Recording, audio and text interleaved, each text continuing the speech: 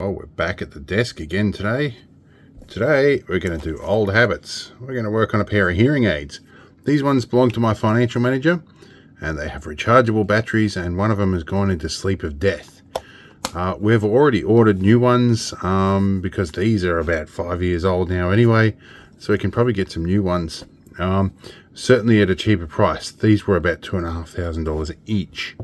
Anyway, why I say old habits is down here. If I go into my mini museum, we have this little thingy here. I used to do this for a job. I used to fix hearing aids. This is an old Bernafon one, and this is a training module that I made up that shows the size of the things I used to work on. We can probably zoom up a little bit here. And this is 1mm solid core wire. In fact, I think some of this is 0.5mm. This is the old way we used to do things. An earphone with a pneumatic tube that would go to an ear mold down a pipe, and on the top you had your volume control here, your programming port, your microphone, your switch here, and zinc air batteries that are replaceable. You still can get those, but interesting stuff. This also had a telecoil and a remote control coil. Well, these days we use Bluetooth for stuff, but some of them still have telecoils. And of course the microphone I inserted separately here off the side, and it was also a pneumatically tubed one. Much has changed. So Unitron famously, and in all the time I've dealt with Unitron, I used to deal with Unitron, Bernafon, Phonak, Siemens, and a few others. Unitron have never handed out manuals or parts or anything like that. So we have these guys here. We can see if they'll actually work. These have a charging dock here. We'll plug some stuff in. We'll try and charge them up, see if they go again. But yeah, Unitron could not find a service manual anywhere, despite having accounts for some of those things. So let's plug the charging dock in and just remind ourselves which one doesn't work. Light up to charge. Okay, so green means we're charging, or solid red means something's wrong and we're not charging, and flashing means we are charging. So it's obviously the blue one that's had a hard life.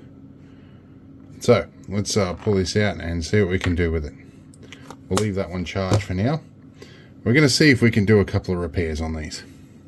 Right, so the first thing I need to do is make myself a service tool, which involves dropping the end off a dressmaker's pin here. I don't know where that went. I wish I did.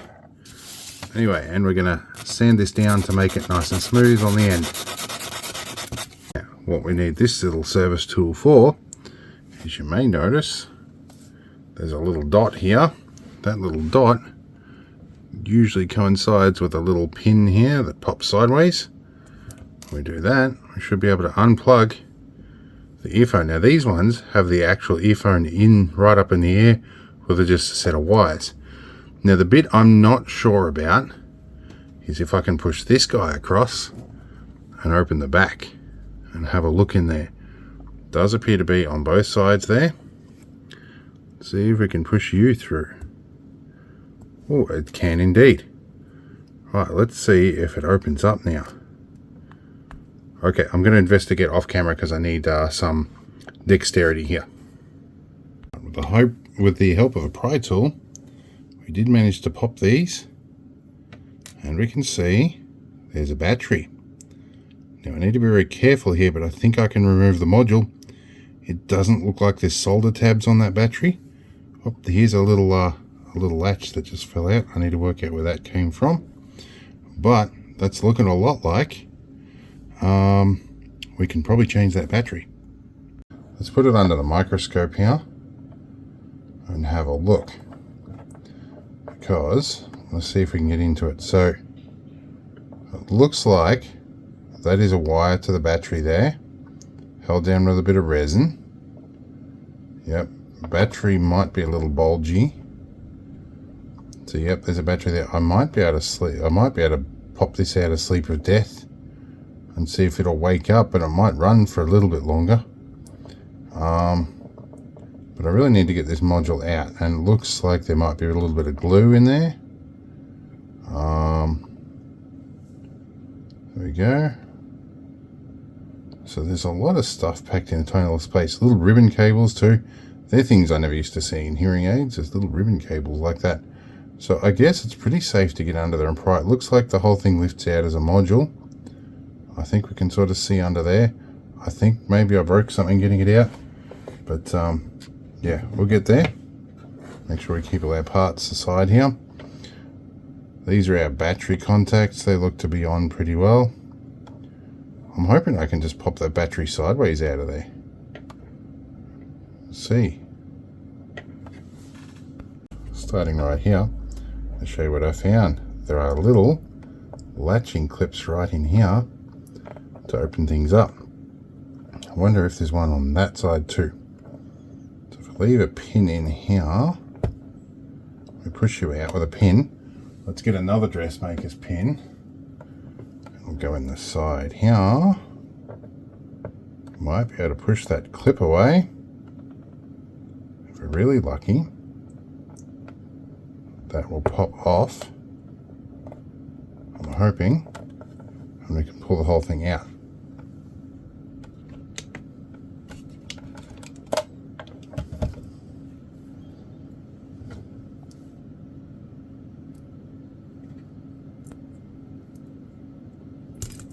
Aha! It worked. Now we have the module out. Alright, let's take a close-up look. Let's go 3 times here. So clearly our battery. Modules have definitely got smaller over the years. Now that is a plastic housing. Now in an attempt to lift it out, I did separate these pins here, so I will have to glue them back down again. But I'm going to investigate battery removal. So we have definitely a wire here, and we have a little cover. It does look like that battery is meant to like come out there. I don't want to pull it out, but I will have to be careful of ripping those wires off. But it looks like, where's my little pointer here? It looks like one battery lead goes in right there. The other battery lead goes in right here. So that might not be too hard to tack a lead on. I will have to make an ultra tiny soldering iron tip, but it probably can be done. I'm going to put my multimeter in volts mode, and we're going to see how many volts this thing has in the battery if we can touch on these battery terminals. One of them being right here. One of them being right here. Depth of perception difficult. This is why I used to use a stereoscopic microphone. So this battery is indeed showing no volts whatsoever. Oh, I had a little flick of something there for a minute. Oh, here we go. We got 1.38 volts. 1.38 there. Okay. Now I have a 5.6k resistor in series with a 1.7 volt supply, and we're going to give this a little jump start. Let's touch on the positive terminal here.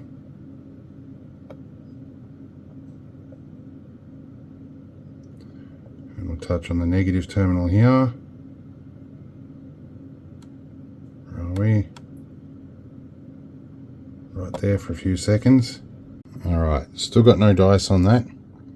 So, not sure what the other one's supposed to read voltage wise. We might pull the other one out and see what it says on the bottom. Okay, so I checked the charger and it's putting 5 volts across those pins. I'd wager maybe this is a 3.6 volt cell. So maybe we give it 3 volts. We'll have a look. Alright, so I tried to jump start it at a couple of different voltages. I've worked up to about 3.6 volts. I ran it through a 330 ohm resistor instead of a 5.6k, which bumped it up to about 10 milliamps. And then I just gave it unregulated 3.7 volts for about 6 or 8 seconds, and I've dropped it back in here. It still hasn't woken up yet, so it probably is a battery swap out job. I think in the next 8 days or so it's going to be till we get new hearing aids. This is probably not going to be achievable to get a new battery, but I want to follow this up anyway. Right, so I'm looking at this thing under the microscope, and I can see it appears to be that there's 2 clamshells, a left and a right. These appear to be glued together. Looking along the top of the switch body here, the switchboard clips onto a clip, and those two clamshells appear to go together. So this is pretty typical of Unitron to make things basically non-repairable. You probably could do something about that board, could be replaced. But they've basically, yeah, they've covered everything in a conformal coating and a resin around here. And it looks like, yeah, at the very least, even if those shells weren't glued together, I'm going to have to strip everything else off the board. Now, some of those things would come out, but yeah, it does look like they've sealed that battery in, they've entombed it in there. They don't want us changing that. I could definitely, there is access to the battery terminals, which is nice, but I think this is going to be a case of malicious compliance on Unitron's part, and the battery isn't replaceable. The new ones we're getting, I think, are Burnafon, and they have the replaceable battery. Like, I think they're designed for zinc oxide, but you can put a lithium one in that comes in and out with the doors. I think that's how that works. We'll find out when we get it. But yeah, this one, pretty much not repairable. You'd have to send that back and have them fix it. Frustrating and unfortunate. So I guess all I can do is just pump 5 volts into this and see if it wakes up. So we're going to see if we can put it back together again. Now there is a little rubber bit that come out of here as well, and this little bit. I'm curious to see how they'd go back in. But I think this is a separator across the battery terminals. So yeah, I'm going to reassemble. Right, it is reassembly time. Let's line ourselves up with a blob of blue tack here. Stick our hearing aid on the top, and we will start with battery terminal insulator, which is challenging little critter to put on without shorting the terminals. Not that we really care about that right now. This goes on that way. Okay, now we have a couple other bits here. We have this little thingy here, which I'm not sure where that factors into it, although we might not bother putting that back in given the state of things. This is the bottom cover that we need to put on, which rolled from the bottom first. So we went under that way. Let's have a look. We're going to get our battery terminals through that hole in the bottom. And so yes, I think, I'm sorry if my hands are in the way, let's rotate around. Okay, so I think the way these are meant to do is meant to place battery terminals in first. Looking at this, yep. And then it goes click and drops in the top. There we go. Now, the top half of the shell has this rocker in here, that's fine.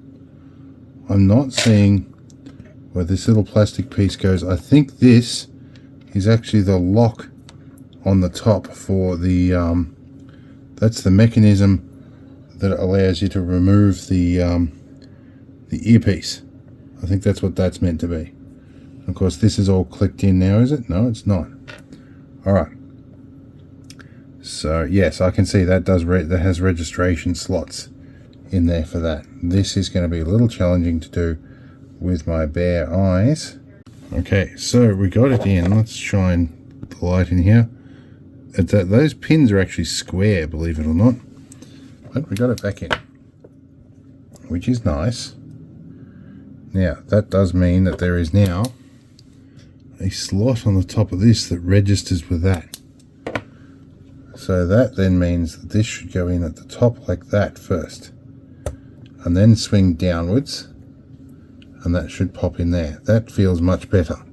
Okay, that's the way it should work. Oh, that's the battery terminals just popped off again. That is not good. And there's our little rubber bit I've got to put back on again.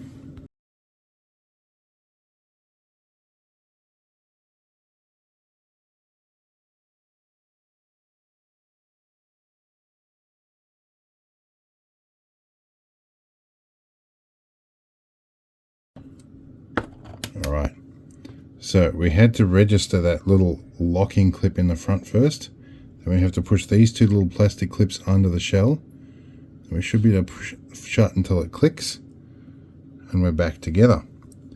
then we're able to take a little lock pin here and squeeze it and lose it forever, but also drop that back in that hole there. I think tweezers are probably not the tool to use for this, for that very reason.